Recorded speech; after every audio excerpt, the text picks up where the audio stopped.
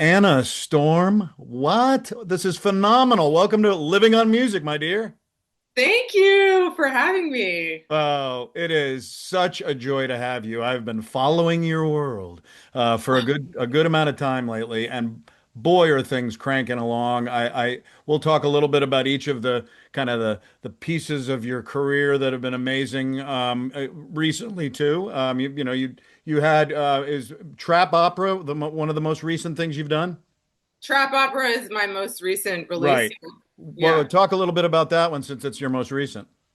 Yeah, so Trap Opera actually is it came about because I posted like this silly rap clip on TikTok and Oh. then it went viral, but then I reposted it to IG Reels like a couple years ago and some rapper was didn't get that I was just like being funny and like he was like this is trash, you're not a real rapper. So because of that I was inspired to write trap opera to like prove that I could kind of write a rap song because I feel like a lot of the times when people underestimate me is when I like create really good art.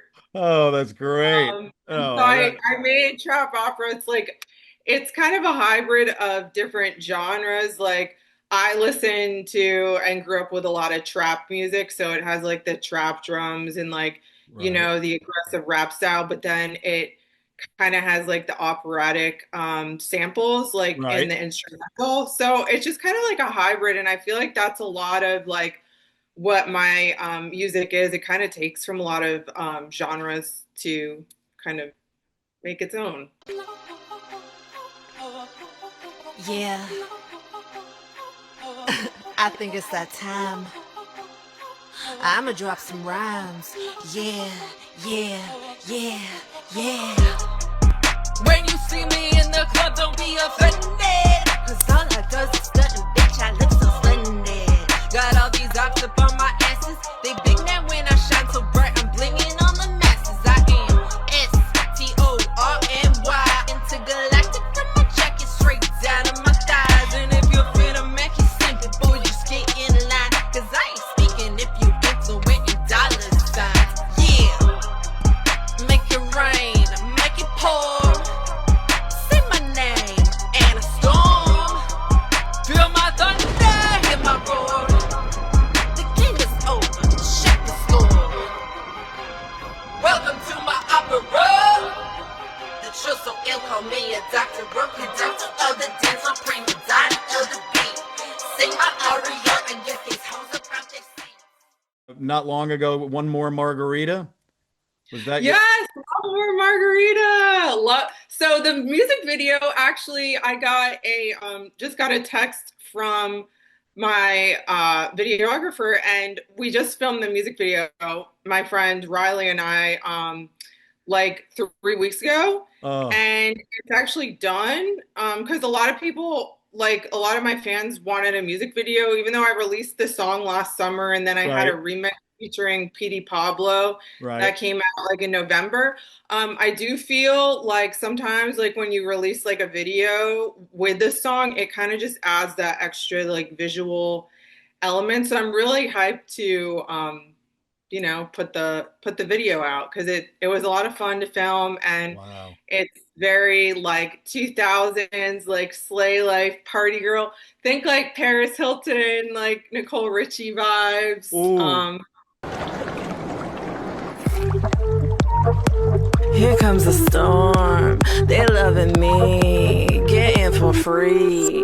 Not Taco Tuesday, but Cobb sucks when I'm thirsty. This hurricane ain't stopping when I'm thoughtful on Thursday. Oh my God, it's the storm is on the shore. Raise a couple more cups, stay up on the floor. Only umbrellas used after the pour.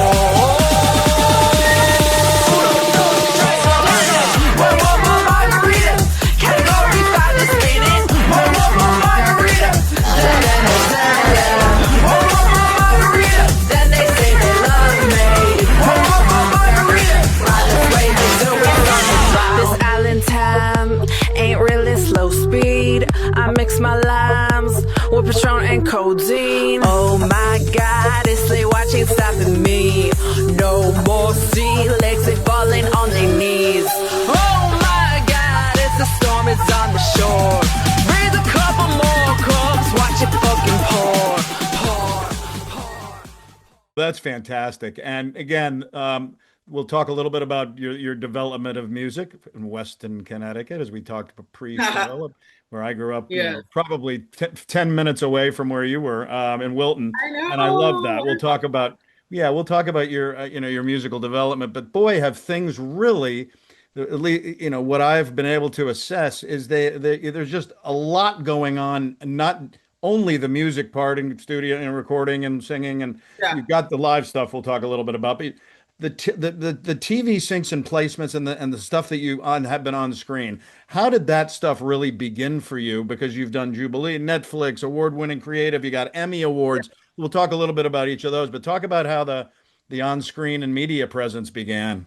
Yeah, so basically before I ever even like started like really recording music, I kind of was really active on Instagram like during the 2010s, and I spent a lot of time like in New Jersey, like at the Jersey Shore, and I was Oh, like around with like gym people, and like I I was around it, and I kind of thought the culture was really funny, yeah, and I'm always someone that like I low key like kind of mock thing. Like that's just my sense of humor. So I would be like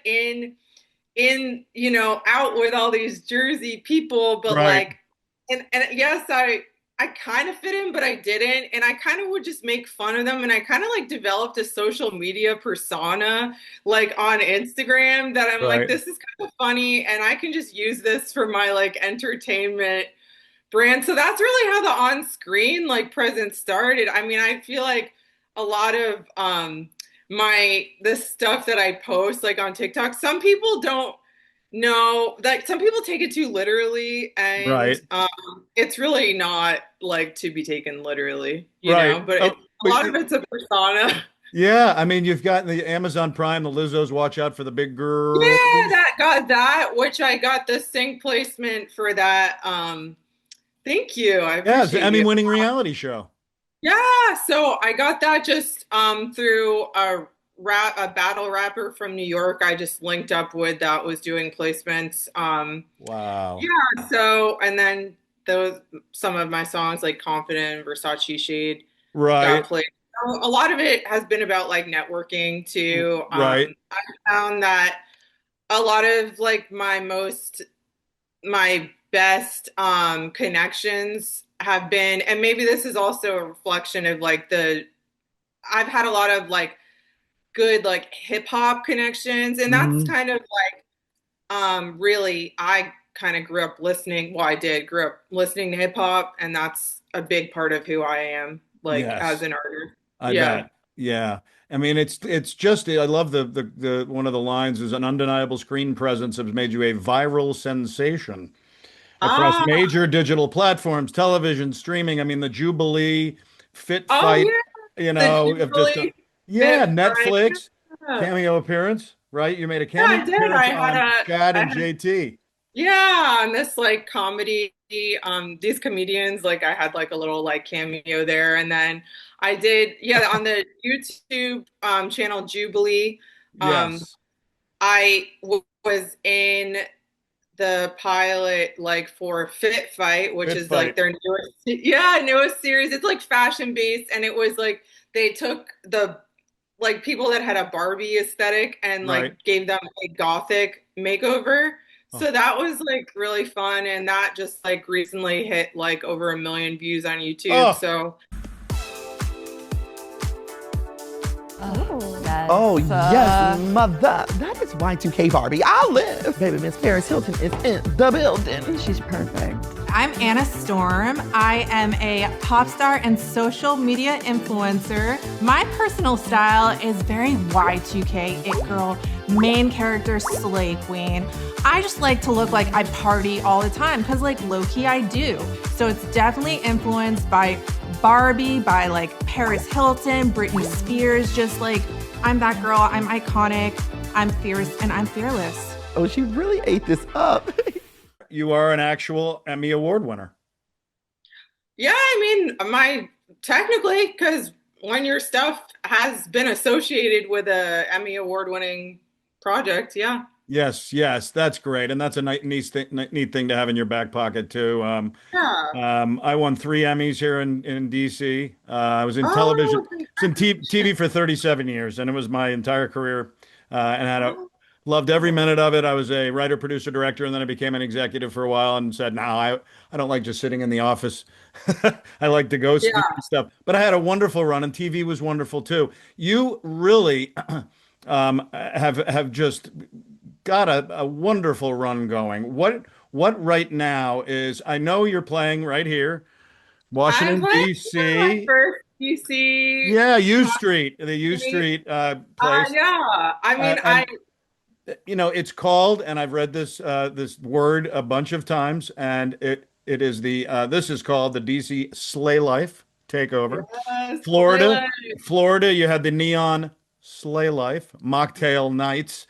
I did. This is a brand, it's a full visual and cultural experience, heavily rooted in the Slay Life philosophy. Talk a little bit about Slay Life, because Yes. So Slay Life is like my brand motto. It's like what people know me for is Slay Life. And it's just, I actually came up with it when I was drunk at the club in Scottsdale one night because I just love the word slay, and everyone was like kind of adding life to the end of things at the time. And I was just drunk and I was like, I want to just slay life. It just sounds good. right. And now I kind of think slay life is just an embodiment of like you kill shit 24/7, 365 slay life. And it empowers people to live their most authentic, their greatest potential lives, and to be unapologetically themselves and be confident and fearless. And it's just anything can be slay life as long as you're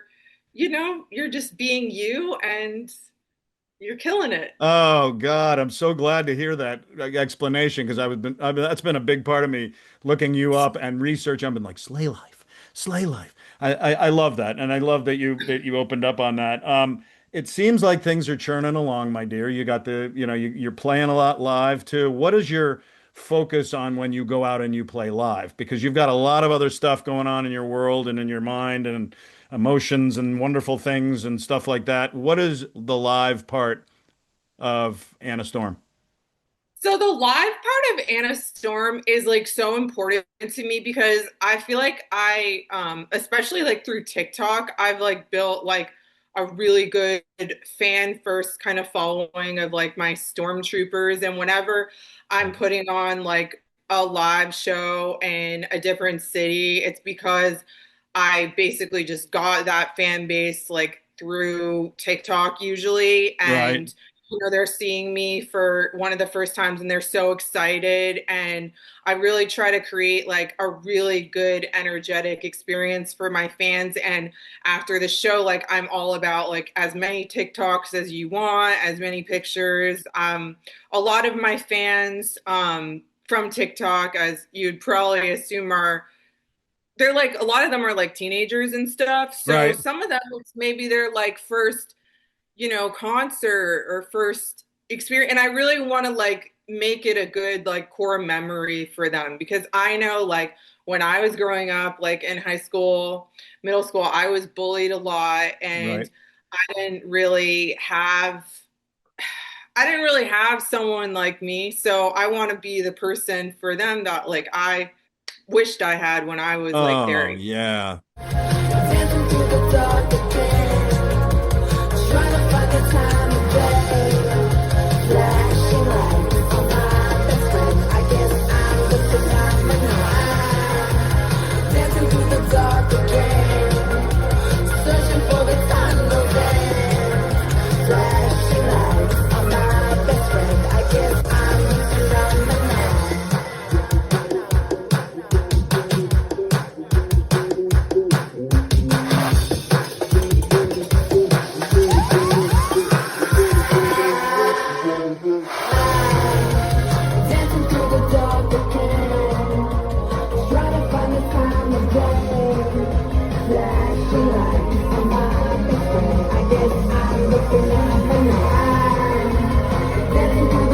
up again. Searching for the time goes end. Flashing lights on my best friend. I guess I'm looking on the map.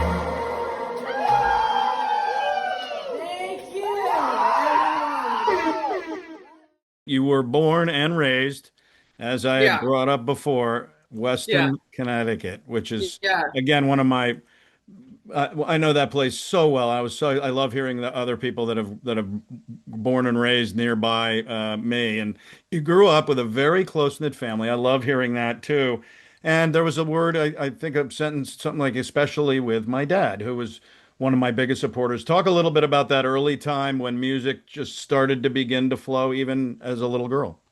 Yeah, so when I was a little girl, I was always like taking my mom's like CDs, like my mom's like Mariah Carey CDs, and Yeah. I would just like I would just listen to them all day and just try to like learn how to sing and like copy all their runs and stuff from just listening to her CDs. And then one day when I was like 11, I decided I was going to try to write a song. So I wrote my first song when I was 11. I actually performed it in the school talent show. Right. Um, Wow. and it was just, I don't feel like I pursued music that much like growing up per se, because I think the bullying got in the way of me wanting to do anything in the arts, like, and be around peers because everyone was mean to me. So it was more something I kind of like did on my own. Was that a Um, not was that a kind of a reputation of this of the area or the school or whatever that there was bullying? like in a way, yeah, but I feel like I especially got it, and Oh, it's funny because a lot of people like said that like if I grew up somewhere else, like I probably would have been like maybe even like cool, but like I don't know, it just was me especially, and I don't. Maybe it was just because everyone was like this so the same, and I was just a little bit like. Well, I was always into fashion. Like, I feel right. like everything that I was wearing was actually cool, but Yeah, like it just I bet. wasn't like preppy, you Oh, know? wow. I mean, that's wonderful what you just said prior to this too, is that kind of intense bullying that you had to endure has changed you or made you somebody that can help people who are getting I pushed think and it, pulled.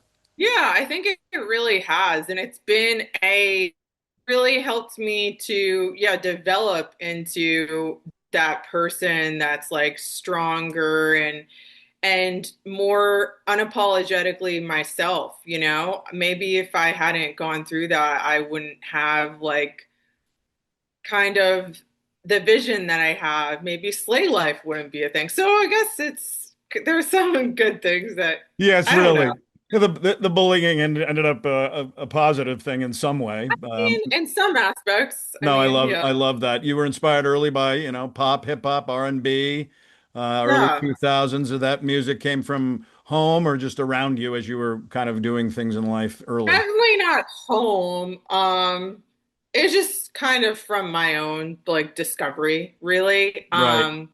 Because my parents are like they're like a lot old. They had me late. So a lot of the music they would show me, I mean, I liked it, but it wasn't like I was never obsessed with my parents' music, except for my mom's Mariah Carey CDs. Nice. But that was, I guess, a little bit more contemporary than some of the other things she was listening to. But Yeah. um, yeah, a lot of the stuff that I listen, especially like the hip hop, just all came from me. Although my dad would always listen to hip hop with me because he was in the liquor industry, and Oh, so he would like, deal with like he met a lot of rappers and stuff, and he had oddly enough an appreciation for like rap. Yeah, oh, that's wonderful. You did Weston High School, you said earlier, I believe. yeah. And then college. I did go to college. Yeah, I went to college. I went to NYU and Yeah.